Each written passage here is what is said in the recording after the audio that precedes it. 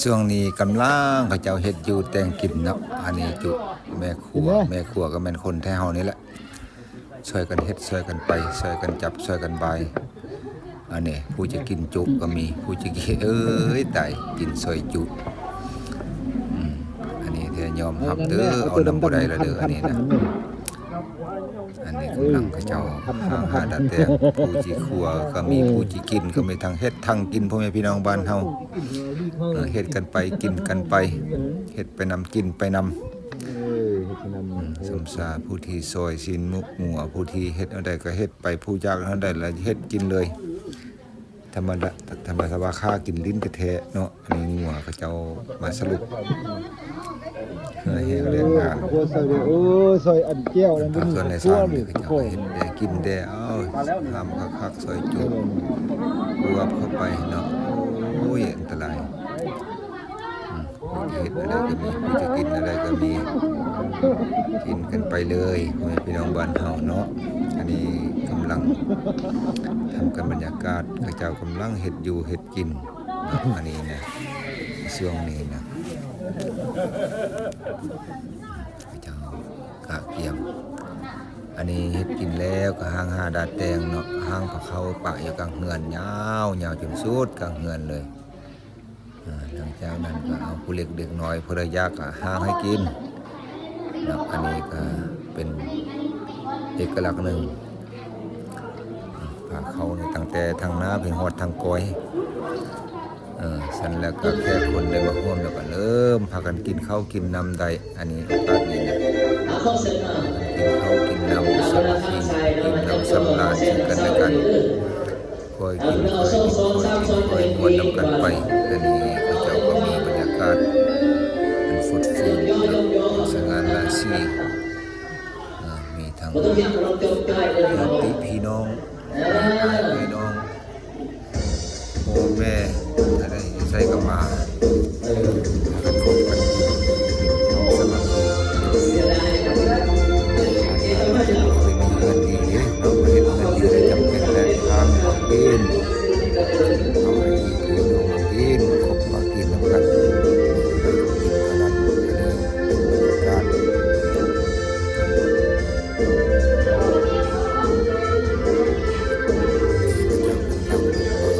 ส่วนตอนนาทีเวียกงานกินแล้วก็มื้อหื้อก็จะได้ไปให้ไปส่วนเฮ็ดให้เฮ็ดส่วนโตสั่นแหละอาชีพบ้านนอกเฮานี่เนาะแถวชนบทบ้านนอกมันก็บ่แม่บ่แน่บ่นอนอันนี้นะ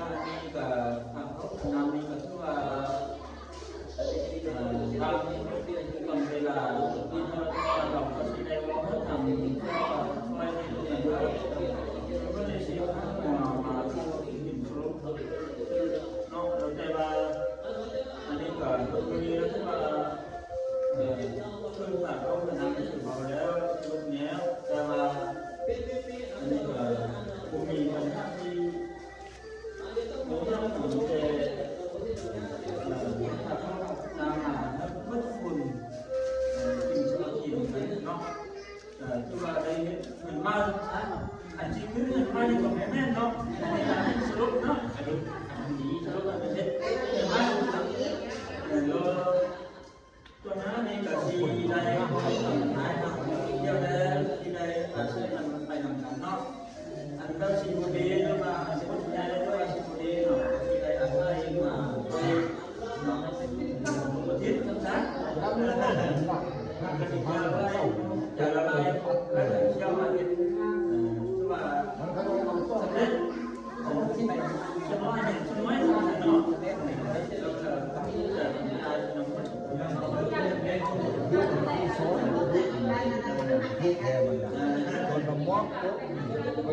แก้ขึ้นมาเราไป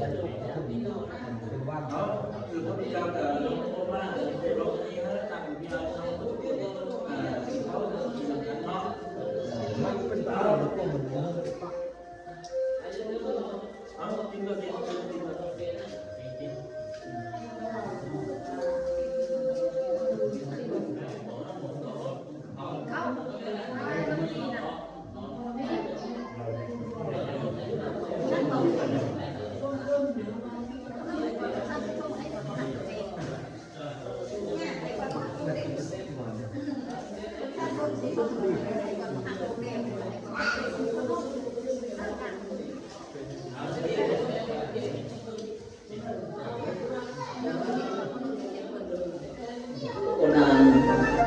ปล่อยอันตา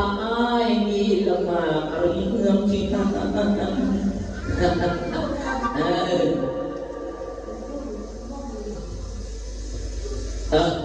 betul ni jilo nanti lo nak semua lo sudah lo nak dong kau buanan cara saudara ya hari ini lo dalam ajaran doa nak lo mau lo berdoa doa ini lo belum kalau kita tiup kita lo tahu ya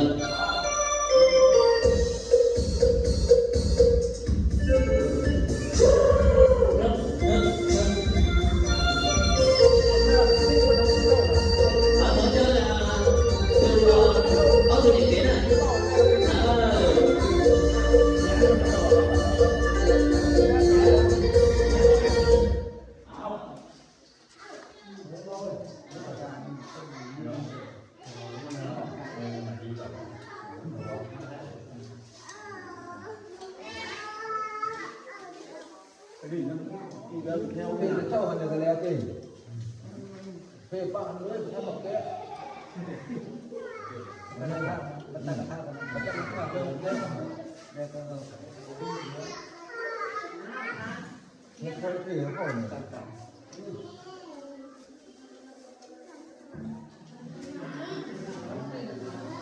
เฮ็ดตรงนี้ก็คงกันลังนึงเทเศร้าแล้วก็บอกแกยอมไม่ตั้งแล้วลงมาเตะแม่มั